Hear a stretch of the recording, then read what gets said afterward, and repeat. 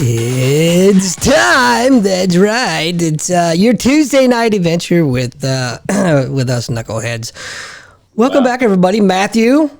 What's going on? What's happening? Glad to be here. Glad to be back. It's time to really kick it off every week. That's what we're doing. And who do we got tonight? Aaron. We got Ron and the Josh Griffith. That's right. What's good, fellas? What's happening? What's happening? So, hey, Y'all, you're the special guest, but we're going to have Ron introduce himself because he's new to the Convene family. So, Aaron, tell us about yourself, man. Well, I appreciate y'all having me on here. My name is Aaron Lovins. I go by Ron or the Tatted Texan on TikTok, official Aaron Lovins on other social media. I'm an Army combat veteran, got a platform for mental health awareness, got a small business called Chaotic Hero Apparel, trying to do what I can to end the stigma surrounding reaching out for help whenever you're struggling with any type of mental health struggles. You know, we all struggle with it, not just veterans. That's why we are Chaotic Hero Apparel. We support all of the chaotic heroes, but our mission is to end the stigma.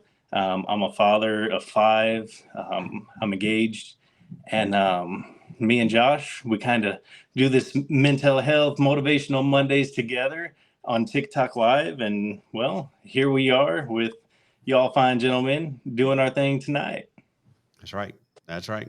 Well, wait till you get to know us before you call us fine gentlemen. I was going to say, don't say that so quickly to these two. Yeah, Aaron, you've met me, but I got to have Doc introduce himself too because he's Navy. So, Doc, tell Aaron who you are. Here we go. We have to start off there, don't we? Yeah. I mean, for the record, I want to say before Doc goes, I want to say thank all 3 of you for your service. My brother served. I did not serve. I always told my brother he was a bigger man than me. I would not have made it through boot camp. So the 3 of you are bigger men than me. So thank you from the bottom of my heart for your service, all 3 of you. Well, to be honest, Josh, you would have made it through Navy boot camp and Army boot camp. Probably not Marine, but we'll just leave that there. Here we go. And dun. That, you know what? Anyway. It's a platform, Doc. What can we say right now? We can't even say anything right now. All I got to say is I will send you those crayons later, Matt. However, so I get a lot of crap for being in the Navy, but I spent 14 years with Marine Corps Infantry, my first 14 years in the Navy. So that explains why I'm as I got to watch my mouth, messed up as I am. And so I did a total of 32 years, retired coming up on 3 years ago, and loving every second of life. I'm going to try to stay alive as long as possible to get back as much money from the government as I can. This is raw, real truth tonight, y'all. You're not going to listen. Start with that, and then the rest of the night is all truth. I can tell you. This is going to be a good one. Josh, tell everybody who you are if they haven't met you before. Yeah, if you haven't met me before, I'm Josh Griffith, and on all my social medias, the Josh Griffith, THEE, not to be confused with the Tatted Texan or the Josh Griffith. So I'm originally from Ohio, huge Buckeyes fan. So the Ohio State, we all know about that. Boo. Boo, I know. So the Ohio State, so the Josh Griffith, been, TikTok, Instagram, Facebook, entrepreneur. I do insurance. I have a podcast here on Convene. And again, just like Aaron said, we do a Monday night men's motivational mental Monday, not just for men, but us too. Similar backgrounds, both preachers' kids, both blended families, we post similar things on social media. So motivation, inspiration, parenting, funny. He wears his hat frontwards. When I have one on, I wear it backwards. So it kind of works. We both have the best beards on TikTok. I'll say that. Nobody else will, but we'll say that. And it's just a good place, man. I truly enjoy, and Aaron said it last night, is having a place where men can talk, because outside of our family, sometimes you have, and we know this, for the other 2 of you on here, we know that sometimes it's just difficult for men to talk and men to open up. Well, there's no topic off limits for Aaron and I, and we really just want everybody to just, feel like they're in a safe space, and it's opened us up to, meeting him and bringing him on to this and being able to do it every Monday night. It's truly a pleasure. So that's me. Awesome. I like it. Hey, I'll answer that question real quick. I like cherry. I like red. Question. What's my favorite crayon? Cherry. Give me a break. Cherry, really? It is cherry. Yeah. You should know that they don't come in cherry. Red, magenta. Well, take your pick. Maroon. All right. That's it. Oh, man. So, hey, no, and you do have the best hair. Thank you. Like Jimmy says. You do have the no best doubt hair, about that. I identify as a person with hair. All right, check this out. We're going to talk about seasonal mental wellness, and again, we take on this show, we could call it mental health and everything, because that's what most people are talking about, mental health, right? But we choose to kind of go to the mental wellness side of the house. I mean, I'm a big believer that, if you're looking after yourself and you're happy with who you are physically, mentally, emotionally, and spiritually, that you have that wellness side. But when one thing is missing, then you're out of balance. Everybody knows I fly a helicopter for Team Penske, NASCAR, and Indy. So think about it as a car. Think about it as a car and going through the pits and all that. One tire's out of balance, one tire's flat, your whole car's not running properly, and that's just a fact. So seasonal mental wellness. What does that mean? If I ask you what it means, what does that mean to you, Josh or Aaron? Josh, I'll let you take this one. What am I, chopped liver over here? Yeah, I'll take. Listen, Doc, he's not talking to you. Yeah. Clearly. No, I think that seasonal mental wellness is, and I think Aaron and I touched on it last night too. But you get into this seasonal depression where those of us that have seasons where you can't go outside, you can't, maybe the sun isn't shining as long as it normally does, so we hermit ourselves inside, and the depression starts. Whether it's, hey, we usually go outside and walk, whether it's taking the dog, whether it's going to the pool, all those things that we do that are outside, we're limited on, and that I think the walls get closed in on you, and it just feels like you're just it's just pushing and pushing. And I think the wellness piece of that is, again, we talked about it last night, and I've talked about it, on, multiple lives or my own podcast, is how can we figure out how to stay well when mentally we're going through whatever that is. Is it anxiety? Is it depression? Is it we can't get out and see family and friends? How can we combat that? And I think the wellness piece of that is, you've got to get creative. You've got to, hey, if you're going to the gym and you can't get out, what can you do at home to stay active? What can you do? I don't have a dog. I have a dog at my home in Ohio. I don't have one in Virginia. Y'all dog people are crazy. Like, it's snowing and you're happily walking your dog. Like, you're really walking it just because, like, what the heck is going on? So I think that's where people can kind of shift out of that. It's cold. They don't want to go outside. The dog needs to go, but you need to go. It's just about figuring out how you can keep the wellness, or keep your that routine, even when it's cold outside and you don't want to go. Yeah. How about you, Aaron? Well, I guess I would have taken a little bit different thought process to it. Seasonal mental health, wellness, I guess, or life in itself has its seasons, whether it's throughout the year, throughout the world spinning a certain way or whatnot. But you got summertime when the kids are off of school. You got all these breaks. Having a blended family. I have kids in one location, then I have kids that live with me, bringing them together, enjoying holidays together with the kids, and trying to figure out how to make it enjoyable for all of them and make everybody feel loved. As far as going to work and dealing with the whole work thing, or a business, this stuff weighs on your mind. And when you have time off, or the weather changes, or maybe people aren't on social media, or life just takes its turns, and you got to adjust and overcome, because life's not going to stop for you. It's not going to Yep. stop for you. And whether you deal with the stress, anxiety, and we were talking about it last night, the balance, your balance, you want to find that balance right in the center, because if you sway too far, to one side or the other, you're going to lean towards depression. And you want to lean in towards your balance and not lean towards depression, because if you fall into that depression, those are the dark days. And I'm pretty sure a lot of us, if not all four of us here, have had some type of dark days, and those are what we try and stay away from, especially with families and kids. It's just a lot to adjust your life for. Yep. Absolutely. I couldn't agree with you more. Both of you, actually, both of you, because if I look at myself, and then Doc, I promise we'll come to you. If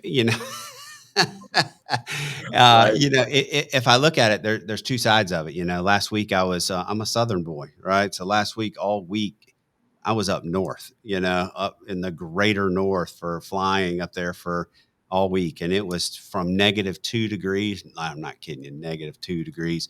Well, and you like to walk too. Like, you like to get outside. Yeah, I do like to get outside, but I don't like to get outside in that crap. You know what I mean? And then it's hard for me, because I'm going from hotel room to hotel room, and it gets brutal. Yeah, I'm out there flying and doing the thing and going from place to place, but when that's over and I'm back at the hotel room, I have no desire to go out, none. And it's this time of year. It's cold. It's dark. It's snowing. It's you lose all of that. You lose all the light. You lose the things that you could do outside, and it's like, right. What the heck? And again, getting creative is that wellness piece. And sometimes that's not easy, Matt. Especially like you're talking in and out of hotels. Like, does it have a gym? Does it not have a gym? Yeah.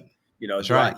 It's when you go and you fly, when you're up at 4:30 in the morning and you fly, you don't feel like going to the gym when you get there at 6 o'clock at night. That's not what you feel like doing. You feel like going to get something to eat and going to your room, and and it's just boring. It's brutal, But I also agree with you. I had written this down, different times of life, and I think that a lot of us go through ups and downs and different times of life, and those seasonal changes of life can be really, really hard, And I'm finding right now, I'm just being honest with you, I'm finding right now that a lot of my friends are going through this season of life change. And they're struggling, going, "Hey, what am I doing? What am I doing?" That's because you're old. I was going to say, that's that age dynamic too. We're not there yet, Matt. We're not there yet. Yeah, but we're all looking up to Doc, because he's the oldest one. He's the grandfather of the daggone call right here. Well, thank you everyone for tuning in tonight. It was a great show, and we'll catch you next week. Yeah. But Doc, so I want to come to you, because look, I became good friends with you on this topic right here when you were transitioning out of the Navy. 32 years in the Navy, right? And then all of a sudden you're this thing called a civilian. So talk about that, because I know that wasn't all, and for you, Aaron, probably the same thing, but for a lot of us veterans, not to exclude you there, Josh, because again, you're I don't know. I don't have a clue. Here, you're going to live there. You're going to go, what are you going to do? You're going through it too, So Doc, go ahead and talk about that real quick. Well, first of all, before I go into that, I do have to say, you brought up a great point earlier. I wrote it down. I have to change the way I speak to you now. I realized that with going to hotel, I can no longer call you a prostitute. It's more like an escort now. So you've moved up in the world. So congratulations.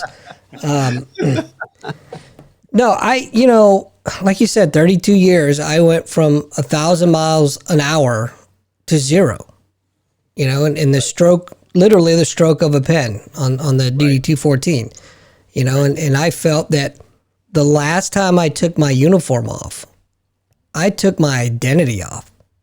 I didn't know who I was anymore. I'm still struggling. To this day, every day is a struggle to find out who am I? Because for my whole adult life, as a matter of fact, my whole life, because I'm a military brat. That's all I knew was the military, moving every 2 to 3 years, different duty stations, meeting new people, new schools. And then when I got in, the same thing, the cycle continued. So, and I'm not complaining about that because I wouldn't have stayed in as long as I did if I didn't, find something out of it. But my point is that I didn't know who I was. And I went through a really, really bad depression. And I have to credit Matt with all seriousness. I have to credit him with saving my life. And the reason I say that is because he talked me into going to the Wounded Warrior Umpire Academy. And I'm sure you've talked about that before. I'm not going to go into depth on that because that's not what the show's about. I didn't want to go. I was like, I don't want to be an umpire. Umpire? Really? No, those guys get yelled at all the time. Screw that. I don't want to go. And well, he talked me into it. And I retired officially on June 1st. June 10th, I was in umpire camp. So it was so fresh. It hadn't really hit me yet. Well, by the time camp was over and I met all these awesome dudes, it was just an amazing time. I got home and I put a pistol to my head. And out of the blue, a friend of both Matt, a mutual friend of Matt and mine, called me just out of the blue. And that saved my life. So, wow. The reason we're doing this show, and this is the other thing I wanted to bring up, we got to come up with a better name, man. Yeah. You know what I mean? Not just us, in general, because as soon as the word mental anything is thrown in there, people shut off, man. True. Yeah. It's very true. So we got to think of something, and I don't know what the right answer is yet, but I'm sure between all of us, we'll keep putting it out to the show to rename this show. But I think the what you said, seasonal mental wellness, that wellness kind of, if the wall goes up, if you will, the wall comes down with wellness instead of health. There's that wellness there. I love that word and how we can combat that and how we can get the word out. But I agree with you, Doc. I think one, we're glad you're here. Thank you so much for what you're doing. We're glad that Matt made that call. Thank you for your service as well. But I think you're right. People, especially men, when the word mental health comes about, it's like, nah, I'm good. And you guys, we're all men here. So it's like where we talk to our spouse, our significant other, our doctor, what of that stuff, it was ingrained in us not to do that because we're weak, because we're, less than, we're not supposed to show feelings, whatever. But as soon as that mental health comes out, people shut down. For sure. And it's not excluded to the veteran community, but I know for myself, there's a lot of things I haven't told my wife about my career, and I never will. There's some things that you can only share with somebody who's been there. True. And knows what you're going through. So it was a struggle, not only on, figuring out who I was, but my relationship took a huge hit. I mean, we still work on it every day because things are much different. I'm not sure 100% that she really understands what all I'm going through. And how could she, Well, I had a good friend of mine, 32 years, Doc, and this happened. We probably never even spoke about this, but I had a good friend of mine that had 32 years, was up for retirement a few months for you. And so I had that 32-year mark in my thought process, because when you've been in 32 years, Aaron will attest to this and agree with this. You've spent the majority of your life giving it to your country in the military. Well, I'm sitting here watching it build up to his change of command. He goes out, he does his last flight in the V-22. Everything's wonderful. You're seeing pictures of it, seeing video of it. They're throwing water on him. Everything's wonderful. Well, he goes to work the day of his change of command, walks in, says good morning to the duty officer, and goes right into his office, shuts the door, and takes his life. 32 years. He had a great job set up. He had a lot of things going on. And, that's just not what we want. We want to be there for people. We want to be there for people, whether you're in the military, not in the military. Life goes through its changes and its different seasons. And that's what we have to be aware of. All right, quick question. We'll start with you. We'll go to you, Aaron, on this. What do you do to ward off depression? What do you do? Amy wrote humor, journaling, exercise. What are your things? What do you do? Well, I got a couple things that I like to do. Well, for one, I have the social media platform. I enjoy going live and being able to help other people. I enjoy making videos about how, things that are signs or, just ways to approach certain things like overthinking, anxiety, trauma from your relationships and stuff. I like to be able to help people based on the experience that I've been through myself in an interpretation that everyone will understand. Also, one of my greatest stress relievers, is going to the gym. I used to be really big into the gym, especially after getting out of the military. I got out for a while and I was like, I'm never doing PT again. And then, well, my back started hurting. It started getting weak, so I got back into the gym and it helped a lot. And I stayed in the gym for a while. But as a blue collar worker, your back is a key part in your job. So just like you, I was in and out of hotel rooms and stuff. I ain't gonna accept one of those titles he was saying earlier, but You don't have to, Aaron. I just need to know how much. But I was all over Texas, New Mexico, Oklahoma, driving. I wasn't flying, I was driving, and I was hitting different weather conditions, staying in hotel rooms with the kids back home, FaceTiming, all that stuff, so it was hard to really maintain my physical fitness. But one day I was on Fort Sam Houston here in San Antonio, Texas, working on a 50K forklift, and I slipped and tweaked my back to a point to where I've never felt that before. And I tried to work. I tried to work for a while, see if it would go away like a normal back injury, and it didn't. I had sciatica down my leg. I had to go in. I had back surgery last March. So I'm recovering from that still. I'm trying to get back into the gym because imagine a year without any type of physical exercise to the point to what I'm used to, So stress has built up. So I've found new ways to relieve that stress, and that's usually by helping other people. And that's honestly, I invested myself into our small business because I don't see any other way to go other than physical therapy right now, So, and it's coming little by little, but you find your little things that help you get through it. Yeah. Couldn't agree with you more. I'm getting my hip replaced because I'm old, right? But the point is I haven't worked out. He said it, y'all. You saw it. He said it. None of us had to say that. I am old, dog. I mean, I'm old. Look at me, old. But it does weigh on you, right? When you're not, if you go work out and you're hurting, it's not much fun to go work out when you're hurting.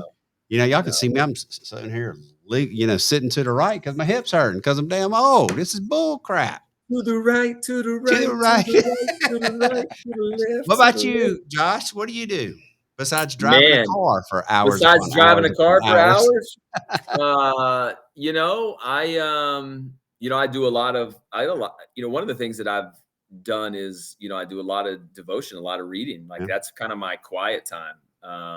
I have a therapist that I see every 2 weeks. Not ashamed of that. If you're in this chat or if you're listening and you don't have a therapist, sometimes that's the best way to go. Sometimes that's what you need.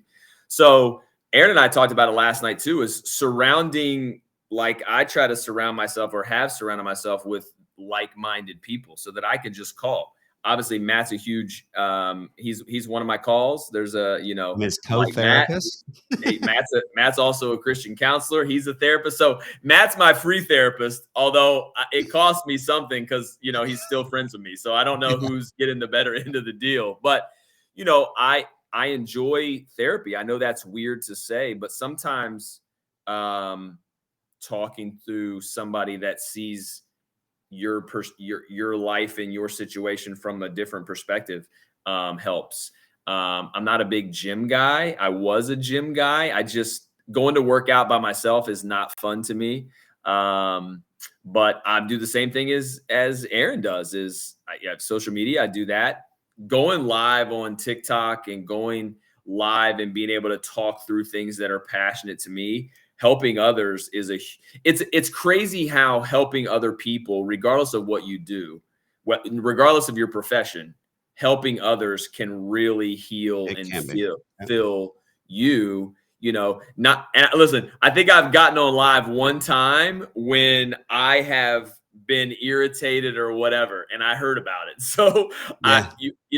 it's the different mood. Sometimes that depression and that seasonal depression of getting, social media allows us to build a community online in our state, in our country, in the entire world, and have, millions or hundreds of thousands of therapists at a snap of a fingers. Absolutely. You ask a question, you're going to get all kinds of answers. So I think, helping other people through stuff. My dad said something, and then I'll let you go on to the next question. But my dad said, if you let your hurt or your struggles or your pain, if you can take that from a wound and make it a scar, whatever it is, not an open wound, not still hurting, but a scar where you can see it and it doesn't hurt anymore. It tells a story. If you can allow that scar to be a testimony to help other people, you will see how helping other people can really heal you each and every day. And that's something that I just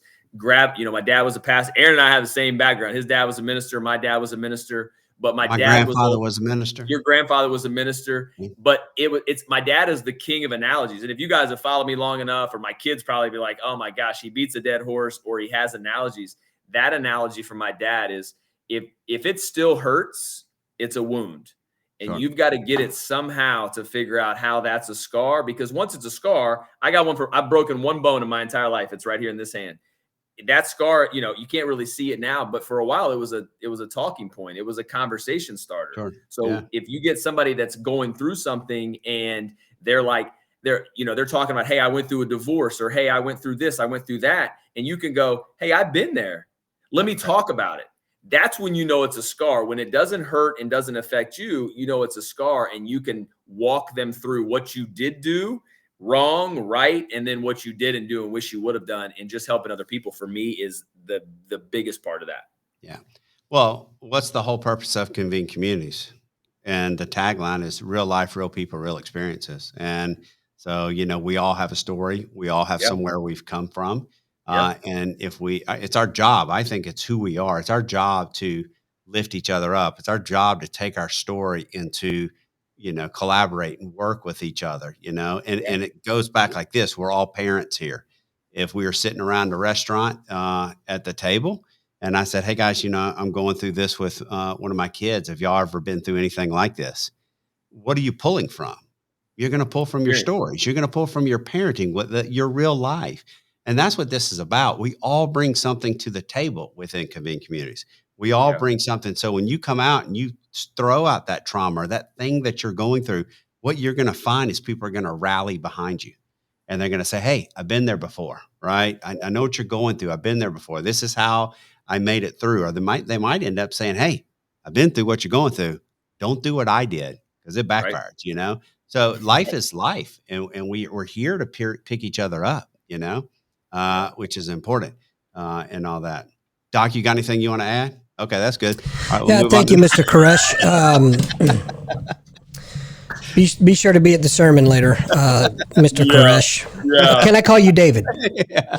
Look, listen. Let's go to Amy's next question. It says, how do we help kids when they're Hold on, I had some things to say there, mister. All right, go ahead. I want to hear what you have to say. You know what? I expect to see you in confession on Friday.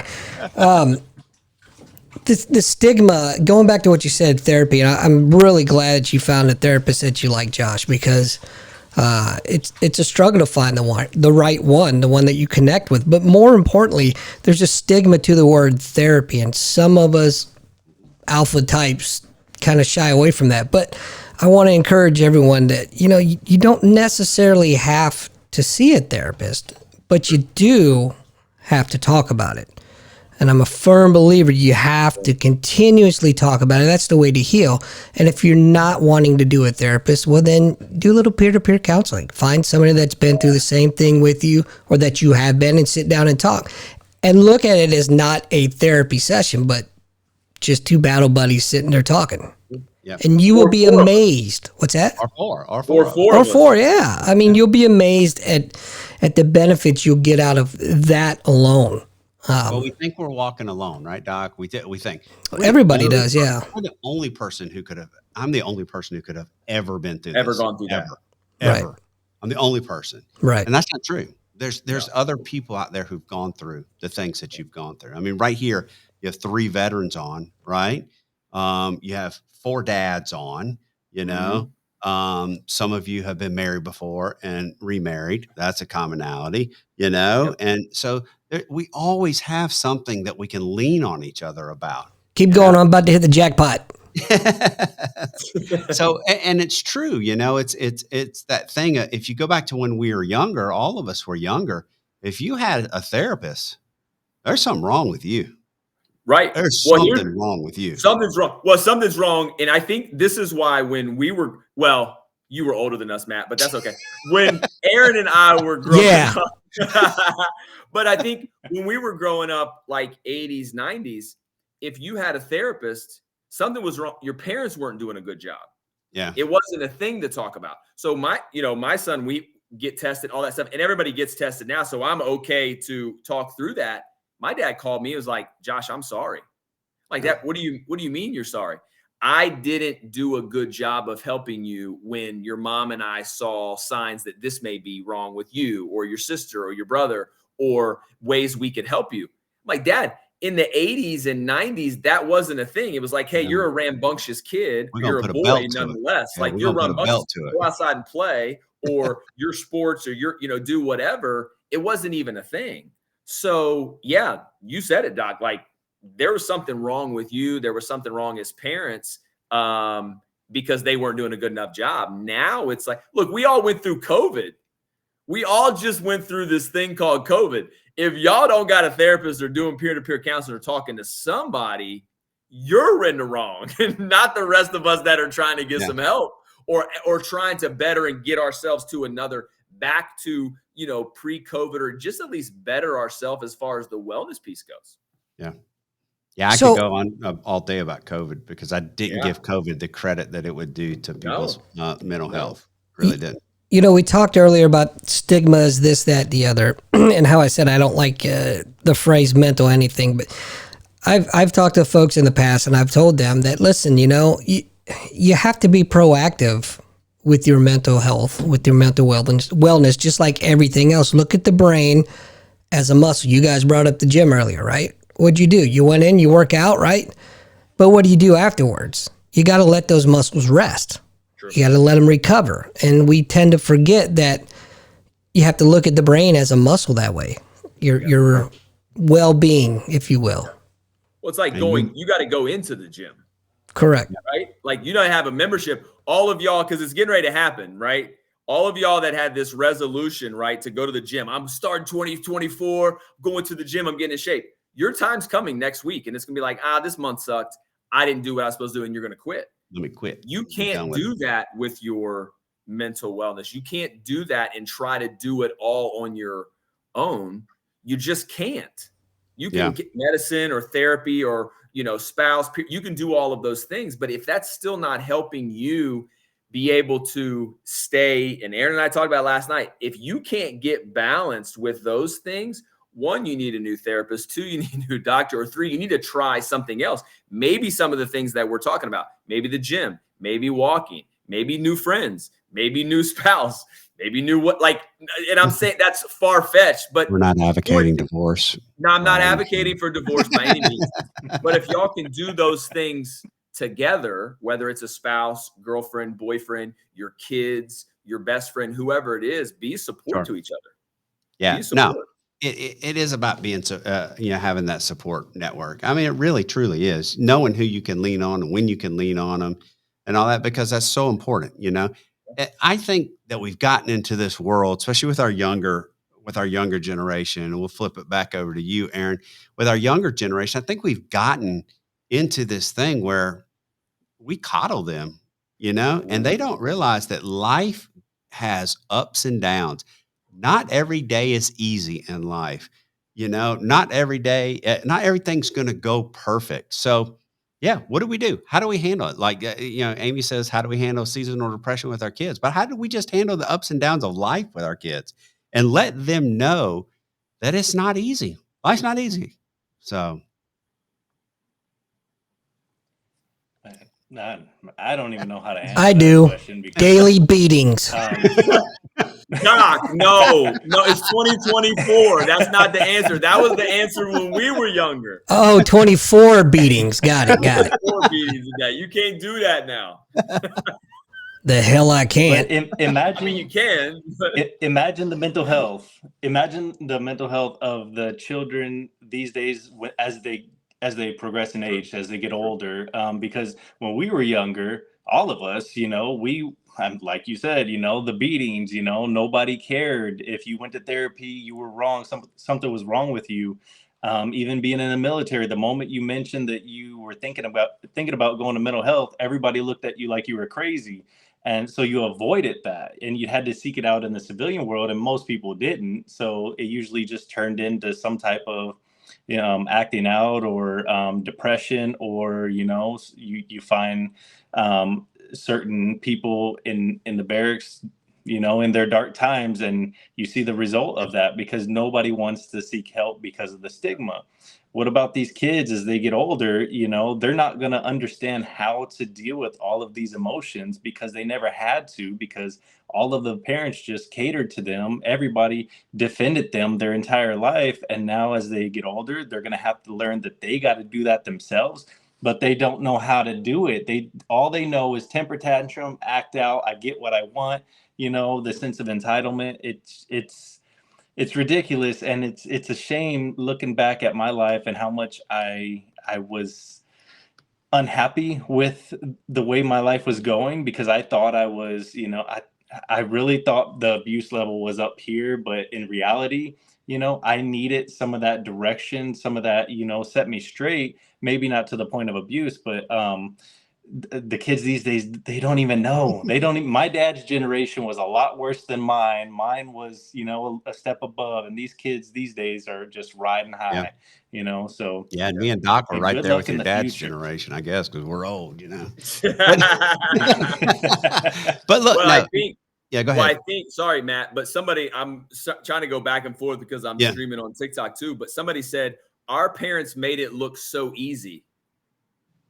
Yeah. That we thought being an adult in parenting was easy. Maybe some of us did. Maybe some of us did or didn't think that. But that was somebody's thoughts there. That I'm looking back now. My parents had 3 of us by the age of 24, 25, 3 years apart. We all did sports. We all did all the things. And I don't remember my parents missing things. I know they did.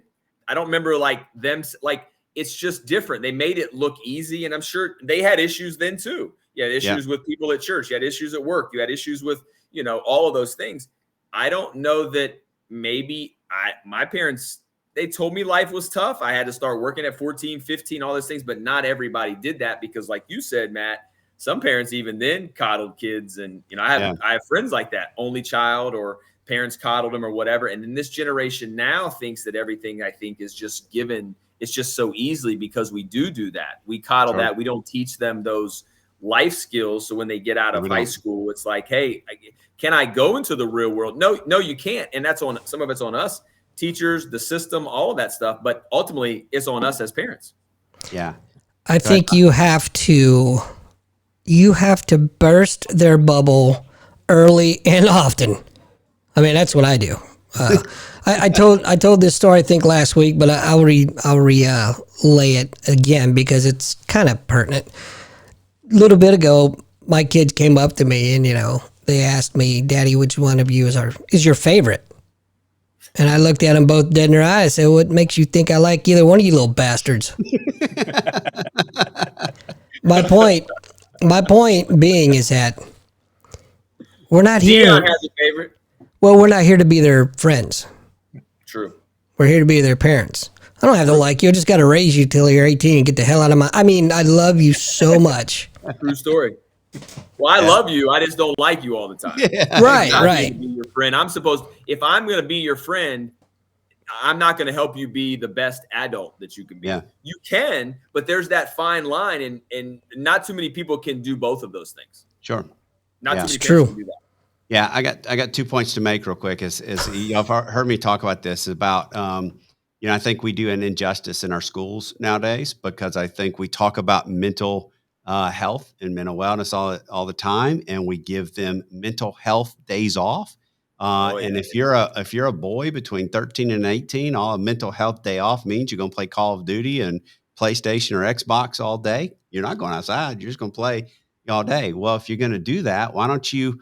If you're going to give a mental wellness day, why don't you bring somebody like Amy Krause into the classroom and teach them coping skills and how to deal with stress and anxiety? That's a mental wellness day. You're giving them the skills that they need. We don't do that.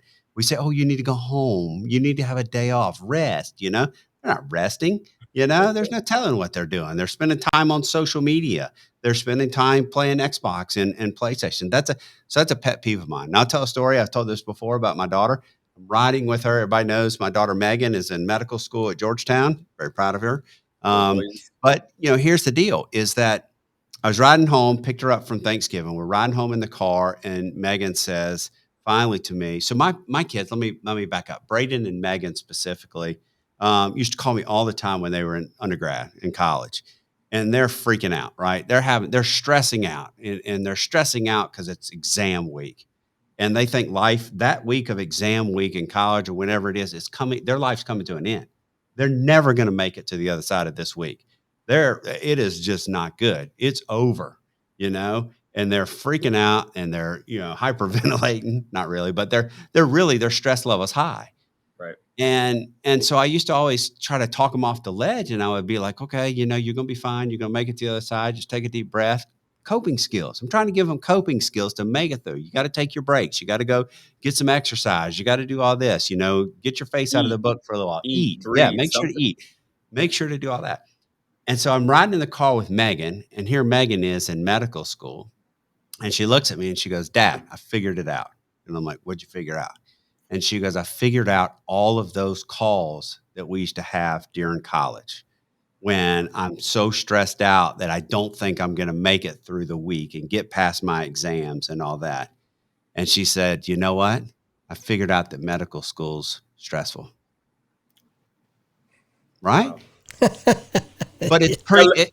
Hello. And the point she was making is life is stressful, and you have to just learn how to deal with and go through and have coping skills to make it to next week. And I have some your exams, and these the light kids bulb went don't off have that. They don't have that. It went off for her, I've got some great advice for her. Yeah, and you can pass this along. You know what you call the person that graduates last in medical school, right? Yeah, a doctor. There you go. Still call her a doctor. Call him a doctor. They may be a psychiatrist after they graduate, but whatever. They're still a doctor. True. You ready for this? There's no first or last. Medical school is pass-fail now. Pass-fail, that's it. Wow. That's it. Medical school is pass-fail. Now you have to go forward and you have to, pass all your tests and your exams and all that. But it is pass-fail. Medical school, pass-fail. Well, that's because they're getting ready to get rid of all the doctors with all the AI crap. Come on. Oh, wait. Sorry, I got to take the tinfoil hat off. Right. Sorry. Yeah. True. Oh, man, I get hyped up. I'm getting hyped up. I couldn't tell. It's no, I mean, it's real. I think, when I get hyped up when we start talking about our kids. Yeah, I just do, because I think we've done them an injustice in this world. Yeah. I really do. What do you think about that, Aaron? I agree 100%.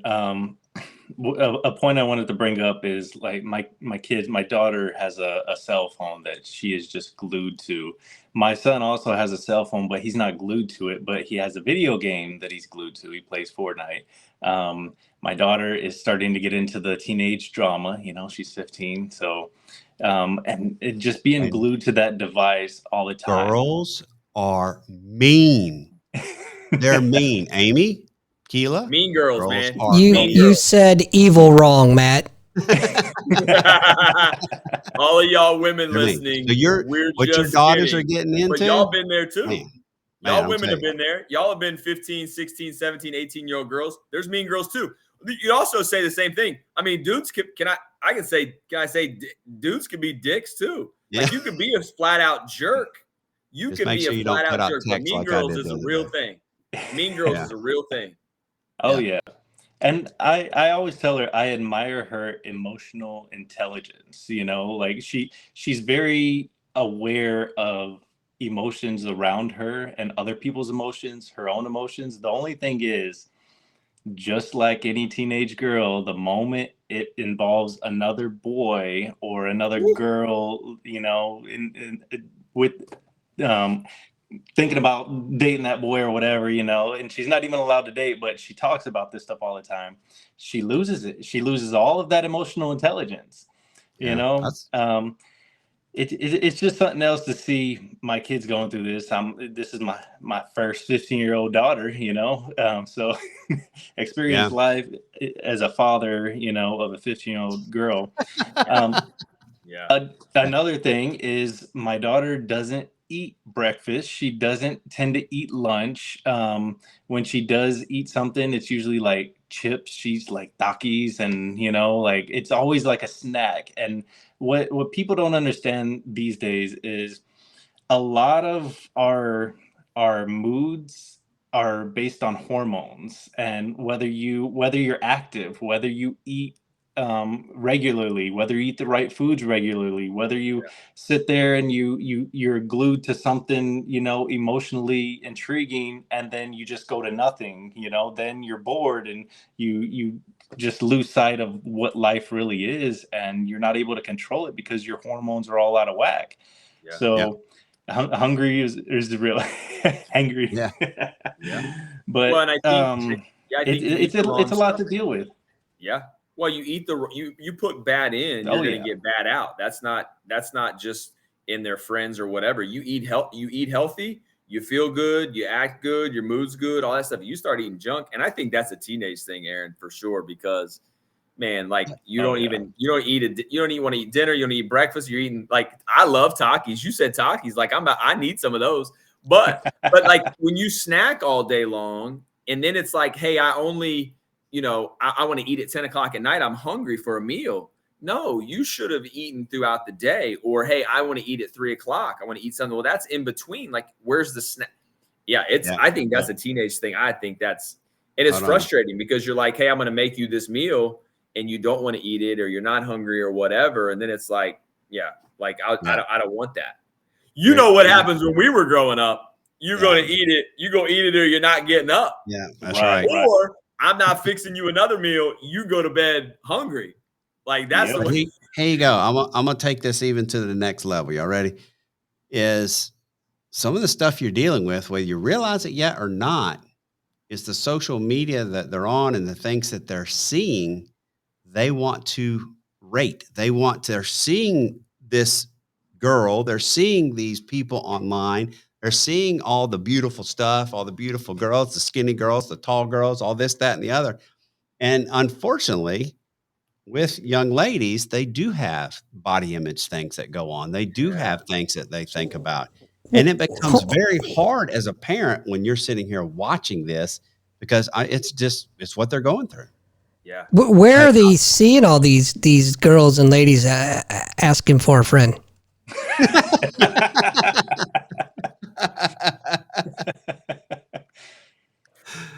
Doc,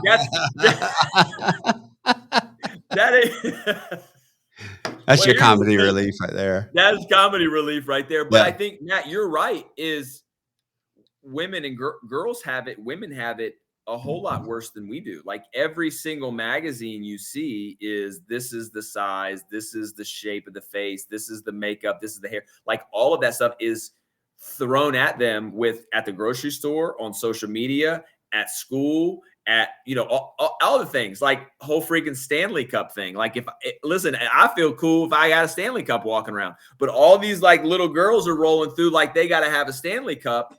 And it's bigger than that. It's body image. You stole my thunder. I stole your thunder? You totally stole my thunder. Yeah. That's okay. It's a pressure to be perfect because that's what they see on social media. Don't get me started about the F word on social media. Woo! With that F word filters. Don't Yeah. get me started on that one. Hey, Don't get me started on that one. oh yeah. Let me Damn. tell you something. I got to get my mind out of the gutter. Yeah. Look, what do you do in this house? So I'm gonna ask y'all a situation. Just that parenting. We're all sitting around the table. Yep. Your daughter's a dancer. Doing wonderful, dancer, right? You find out that because she would go to dance, and let's say they had a dance competition or whatever, and they would go all day. These dance competitions go all day, right? You find out that on purpose, the person who runs the dance studio would schedule the hardest dance for your daughter to do and her team to do after lunch. So they would not eat lunch because they didn't want to throw up. Ooh. Yeah, I found that out. I literally we found that out. Like Megan truly didn't know. And a friend of hers who was a couple of years older, who became a dance instructor at the studio, told her, do you realize that, the lady Michelle would always schedule the hardest dance after lunch so they wouldn't eat? That's the culture. Wow. That's what we're doing to our young ladies and our young kids and all that. You know what that story just made me realize? Go whip some ass. How dumb I am. Because I would have eaten anyway and just complained about it the whole time. Well, that's you. That's what a boy would do. That's what a boy would do, because we'd be like, oh, we're eating. Oh, we'll just throw up. Right? Our stomach would just hurt. That's right. But man, that's yeah, Yeah, Matt, it's true. That's a true story. That's enough to But piss how me is off an too. adult? How's an adult, somebody that you're supposed to trust and look up to? How is an adult doing that to a child? Well, they clearly have issues amongst themselves first. Well, okay. So yeah, she grew up as a dancer all the way through. Yeah. It's just brutal. And those are the things that you have to learn how to deal with as parents. And again, we always seem to go to parenting, don't we, Josh? But to me, it's the most important topic to me. So- I mean, But you said it. I mean, we've talked through this mental wellness, but we're all dads, and there's that different layer of protection and want to take care of our kids, our stepkids, our niece, nephews. There's that other layer of protection for men. So I would rather take care of my kids, stepkids, niece, nephew, whatever, make sure that they're good and, forego my own mental health. But we just said it. Aaron and I just said it. Helping other people is what fills our cup that way. And it does the same thing for you guys. So it's like, hey, how can we do that? But there ain't nothing worse than dealing with stuff like that as a parent and being able to, be able to use it as a teachable lesson, but also so that they come out better than they would have had we not been. So I used to get asked, and it was like this the first couple of years of Convene. And Doc will remember this. We were doing the podcast a long time ago, that's how I ended up meeting him. But I used to get asked all the time, is Convene a mental health site? Right? That's what the stigma around it at first was. No, it's a cult. A good cult. It's a good cult. We're taking care of you. It's a community cult. No, but the thing is, we would get asked that. And to your point, Aaron, your point and Josh's point, I mean, literally, I get a lot out of my talks with you guys. I get a lot out of just getting on the restream with Doc and shooting the shit, and going back and forth. That is my therapy. The platform is my therapy. And that's really, honestly, a big part of what it was made for. It was made for peer-to-peer, counseling, peer-to-peer therapy. And that's what we're here to do. Again, we're here to work with each other. True. All right. I've asked enough questions. What questions or comments or thoughts do you have? We're coming up on an hour. I will say this. See that donate button up in the upper left-hand corner? Hit that thing. Give Doc a couple of dollars here. He does this out of the kindness of his heart. We're so lucky to have you, Doc. I really appreciate everything that you're doing. It's a small piece of his heart. Just that kindness piece. It's a little bit. Very, Well, very some would argue that I don't have one at all. However, you do have a heart. I do know that. Yeah. know that. Yeah.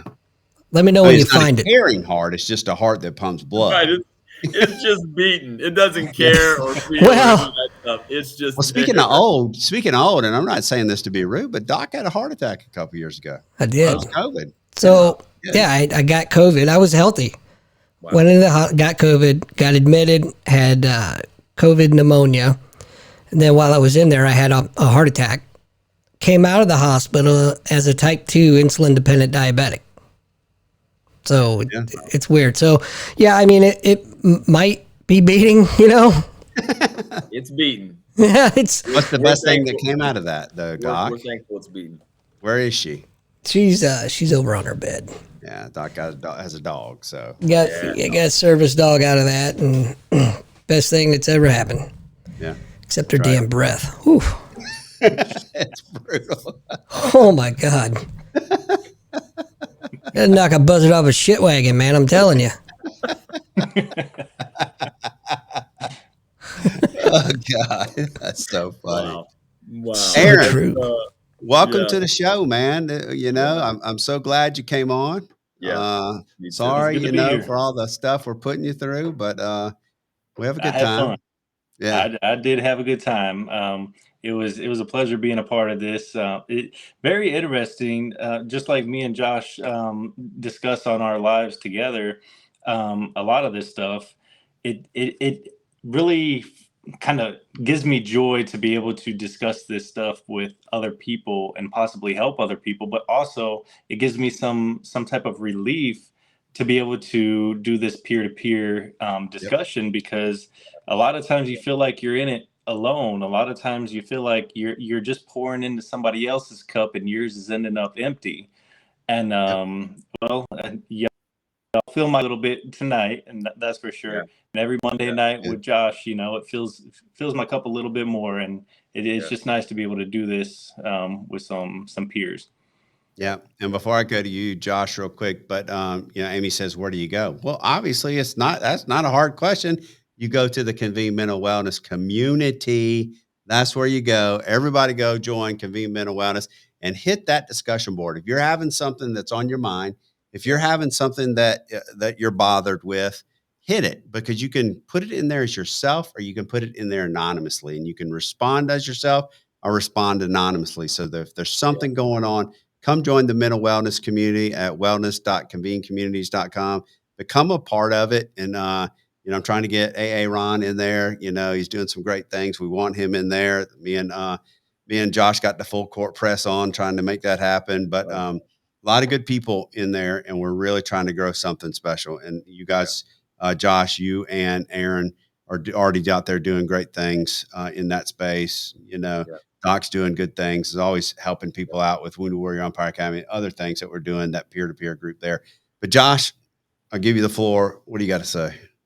Yeah, I would just say I'll echo what Aaron said. One, thank you guys so much for having me on. I think that, whenever you can stream across multiple platforms, and I've got TikTok going now, and Aaron and I do this on Mondays, and Aaron said it.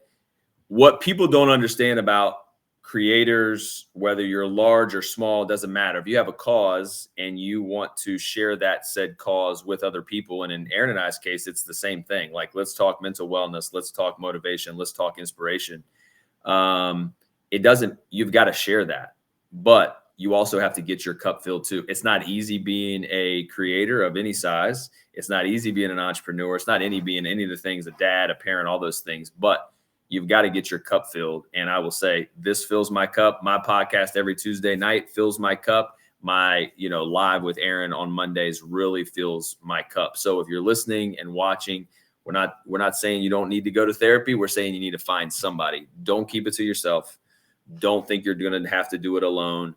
Don't think you're the only one that's gone through it. Find somebody you trust. Find somebody to love on you, and find somebody that's going to give you open and honest feedback and fill your cup and help you. You never know. It's probably going to fill their cup too. So. Yeah. And come join the Convene Wellness community. And come on, join it. Yeah. Come on, join it. Happy family.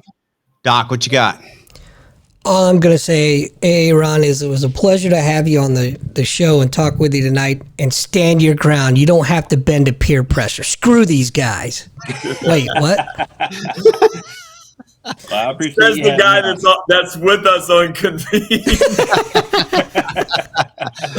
Stand strong, Navy. Stand strong. Stand Navy out to sea. Fight our battle cry. Yeah. What you got? What you got now? Yeah. Hoorah, Semper Fi. Hoorah. Hoorah. That's the only one I know. So that's the only one I know. Yeah, everybody, thanks for coming. It's been wonderful. This is, we do it every Tuesday night, 8:00. Tomorrow night, we have a podcast. That's the Convene Communities podcast. Come on, watch that. We'll be talking about some big events that we have coming up in the next month. So be a part of us.